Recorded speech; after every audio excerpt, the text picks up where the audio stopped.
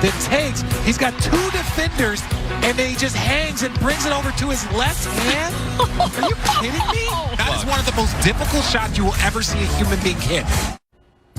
That was Richard Jefferson on the call. Yes, they actually let him back in the building. And how do you defend this, Richard, when he's in his bag like this? Come on. You can't defend him. He is one of the most unguardable humans that has been created when you think about his skill set. The only thing that the Knicks were able to do is they threw double teams at him. The reason why they're going to be a problem is because you can't do that when Kevin Durant and James Harden are on the floor. Even double teams don't work, RJ.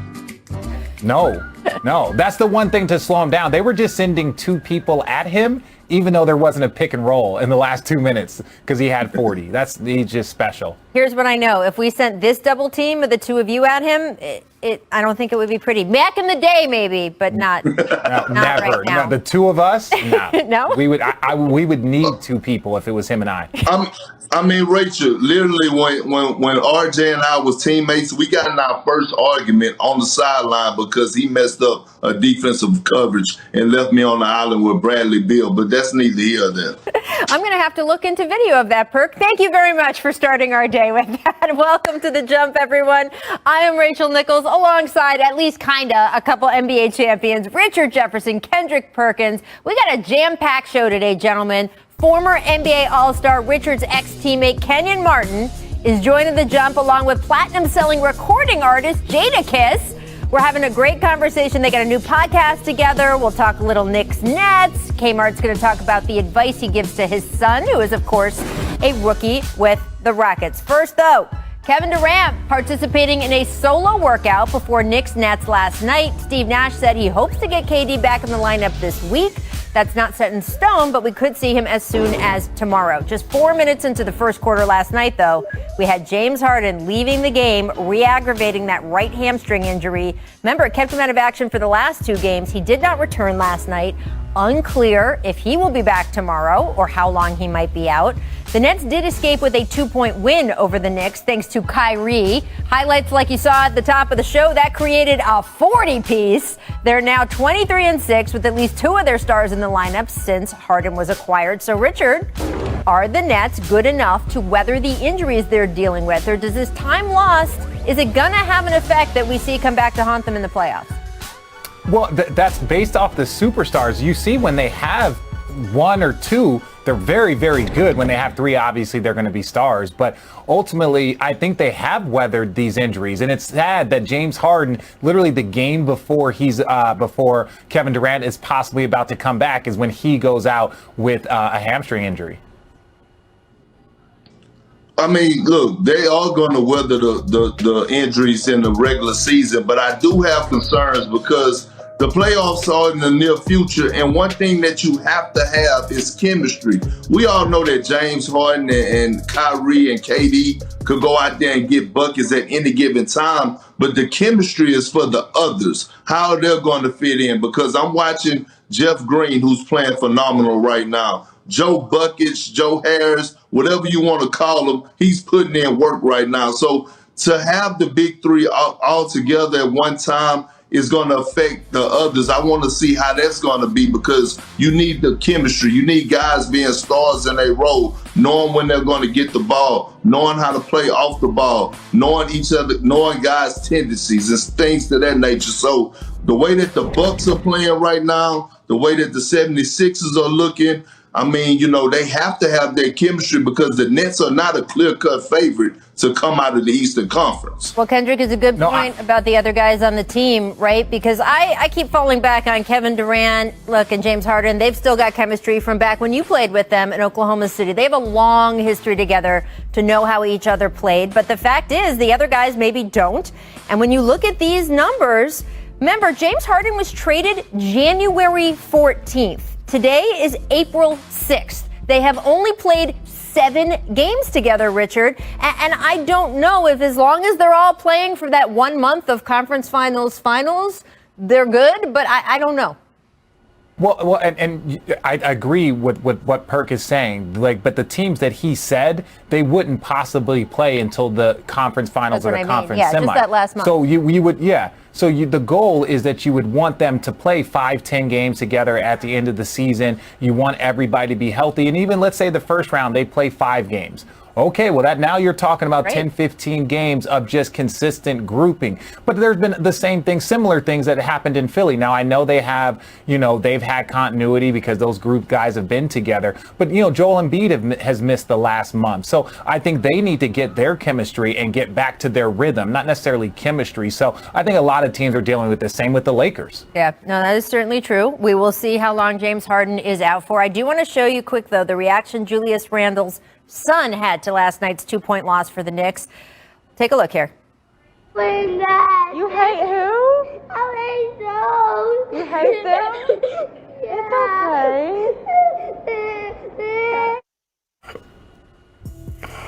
Yeah. Oh my God. Very sweet and sad. We've all been there, kid.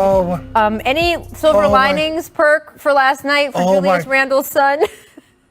I mean, hey, look, you love to see the passion, but one thing it's telling me is that Julius Randle was talking about how much he wanted this win in his household. Because if his little boy was that emotional, I'm pretty sure it hurt Julius Randle. But yeah, look, the Knicks competed. Right now, I mean, I have really nothing negative to say about the Knicks. They are playing inspiring, winning basketball. The only thing that I could say that separated them from the Nets last night is that the Nets had a closer and the Knicks didn't. Kyrie Irving closed the game, and I don't know who you go to down the stretch to close the game for the New York Knicks. That's the only concern that I have.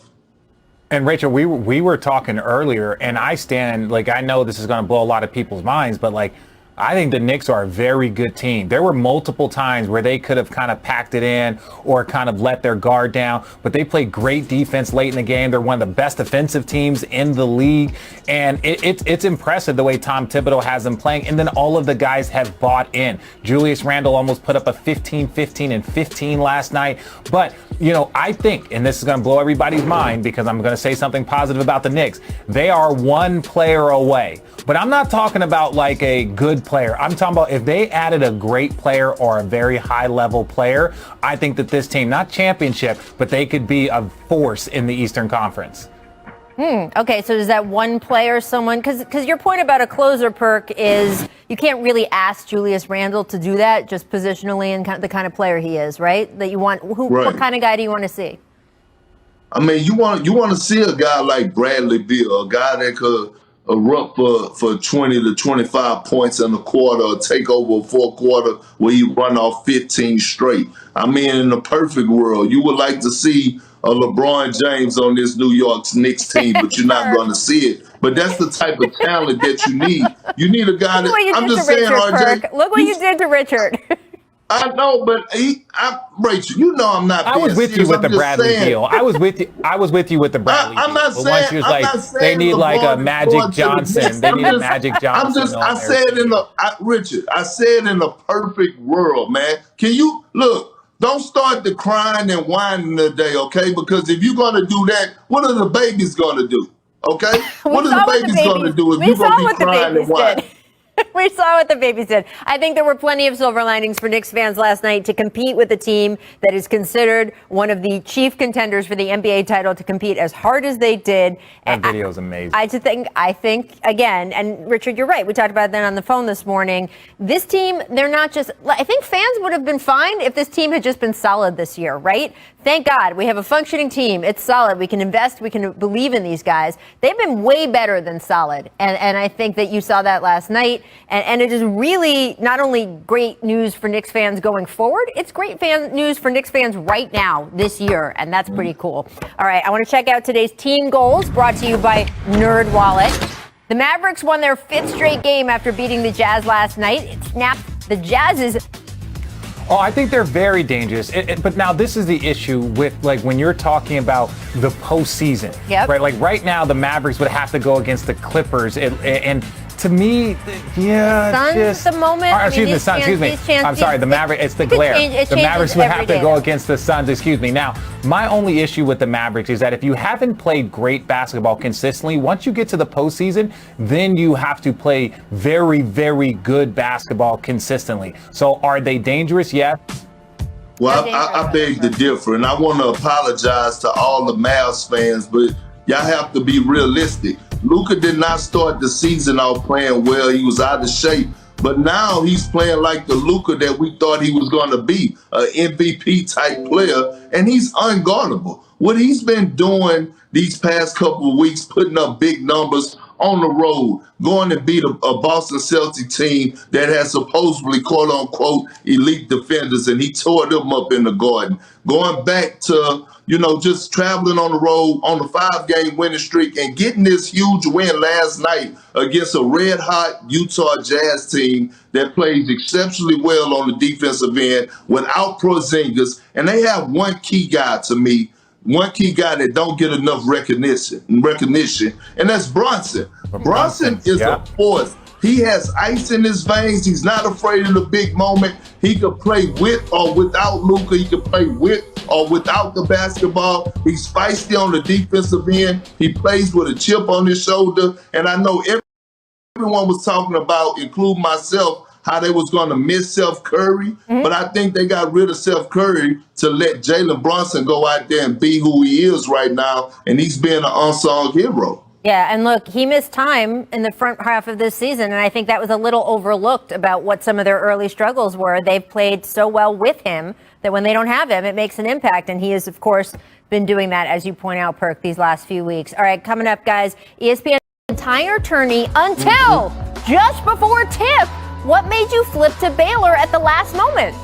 Well, Rachel, it's a few things. One, it's a Texas thing, not a Texas thing. It's a Texas thing. Okay. One of their assistant coaches, Coach Alvin Brooks, is one of my good friends. And I had to remind myself before the Sweet 16, I actually sent them a selfie video telling them that this is their year. He posted it. He showed it in the film room, and I had to roll with the Bears. So that's just what it is. And look, no team in college, in my opinion, has not won a championship without having an elite backcourt. And that's for the win, Gary Trent Jr. And you don't try and take a charge. All right, so shouts to Gary Trent Jr., because that is a hard shot to make. But on the defensive end, foul or flop, what do you guys think? You don't do that. You don't do that. I'm not saying it wasn't, but you got to stand up. You got to man up. Don't try and bait him. So you're trying, that's a flop.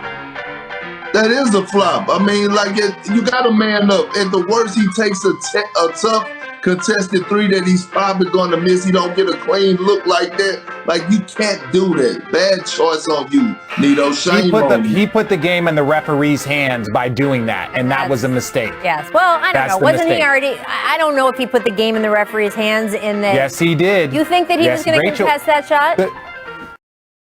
I'm just saying, if he'd stayed up on his feet, he could have stayed closer and made it a tougher shot. All right. I'll give you that. Mismatches. Rudy Gobert.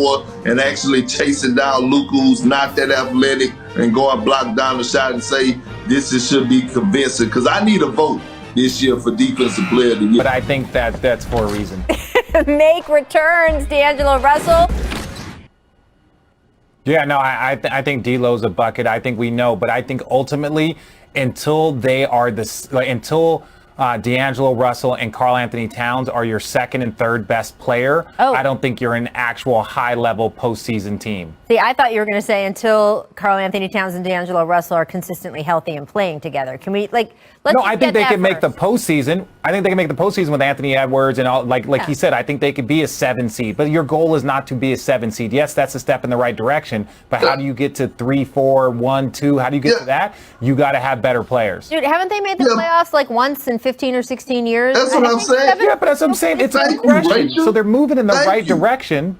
They're moving in the right direction. I'm just saying, if they want to be a great team, Karl Anthony Towns and D'Angelo Russell can't be your best player. They can't be your 1-2 punch if you want to have home court in the postseason in the West. Yeah, but Richard, can they be a good team first before they be a great team? Can they crawl before they walk?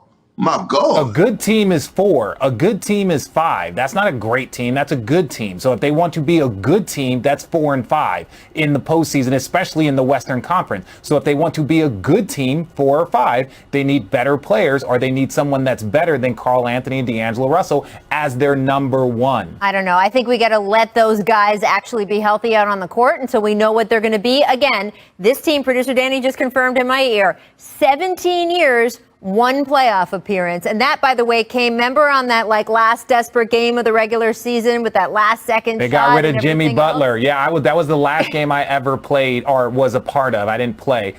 They decided to go a different route. Didn't work out well for him. But the point is that was the last game that Jimmy Butler was there. And then Jimmy Butler moved on, and we've seen the success that Jimmy Butler has. If they had Jimmy Butler as their number 1, what would happen? They would be a postseason team because Jimmy Butler was better than Karl Anthony Towns. That's just the truth. There we go.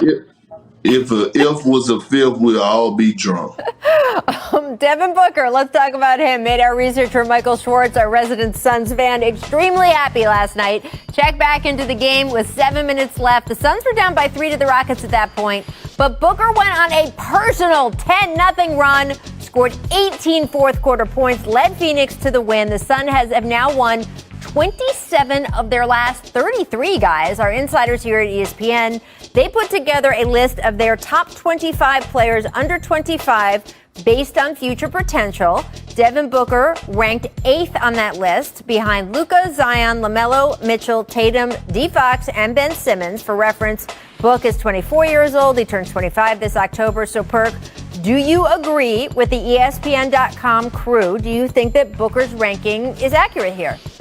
Hell no. It's far from accurate. He should be top 5. All right, I'm tired of the disrespect, and they need to put some respect on Devin Booker's name. I'm tired of the all-star snubs where he's a replacement because someone is injured. Listen, this guy is a walking bucket. One of the most prolific, efficient scorers in the game today. He's averaging 25 points, almost shooting 50% from the field, and their team is number 2 in the Western Conference. Like every single year, he keeps getting better. He's averaged over 24 points for over 4 seasons. The only other 2 players to do that was Kevin Durant and LeBron James. He should be ranked high. I'm tired of Devin Booker getting overlooked and disrespected. Please put some respect on this man's name.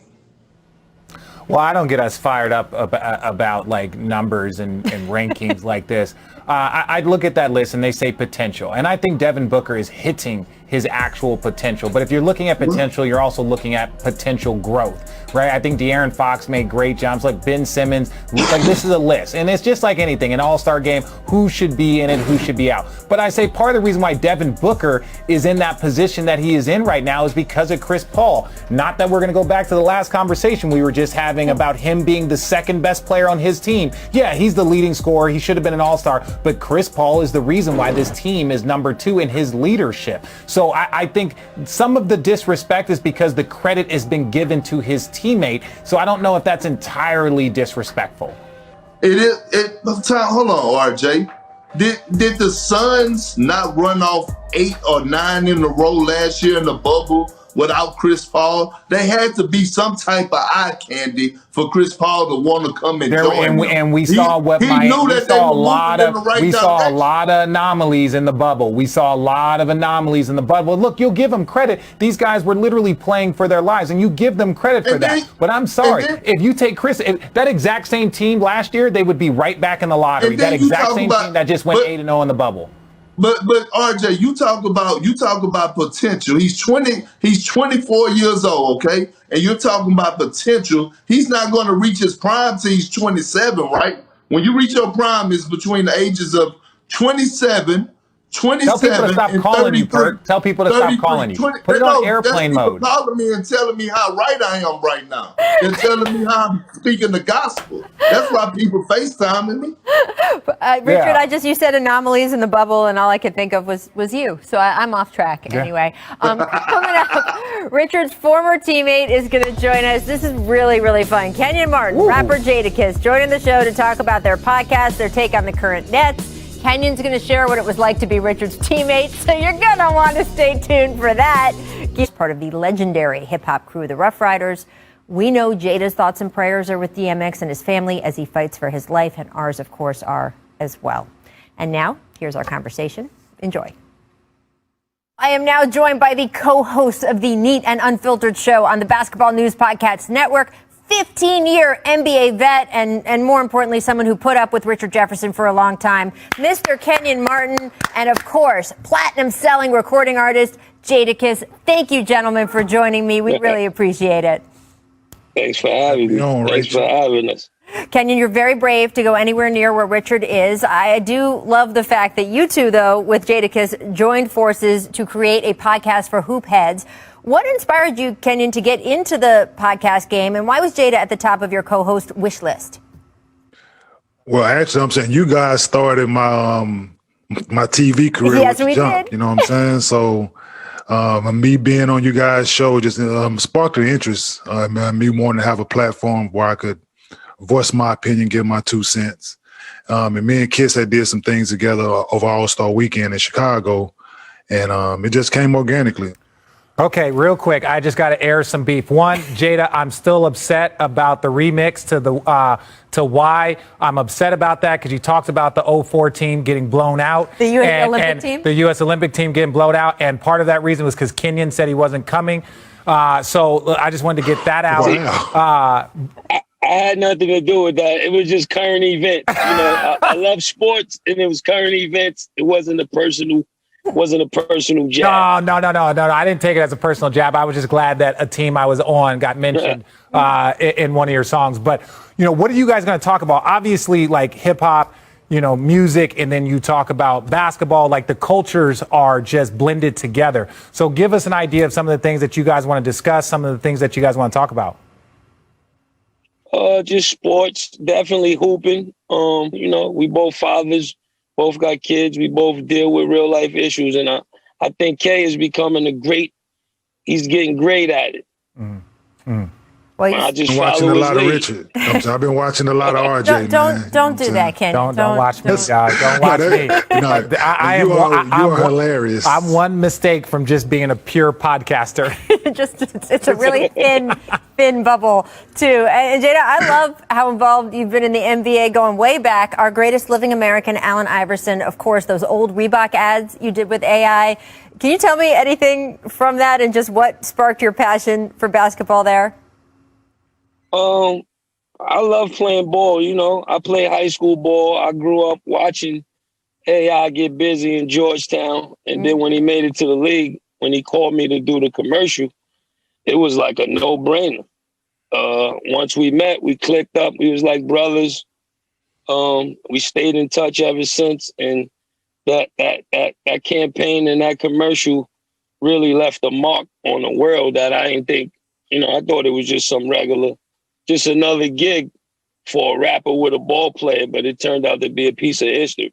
Absolutely. First of all, anything with Allen Iverson is a piece of history. I'm just going to get that out there. Since we do have 2 former Nets here right now, I want to get your guys' thoughts on the Nets' new look roster. Of course, Kevin Durant, Kyrie Irving, James Harden, Blake Griffin, LaMarcus Aldridge. Kenyon, I'm just listing off all-star after all-star as I go here. How do you feel about these guys coming together in Brooklyn to make a run at the title?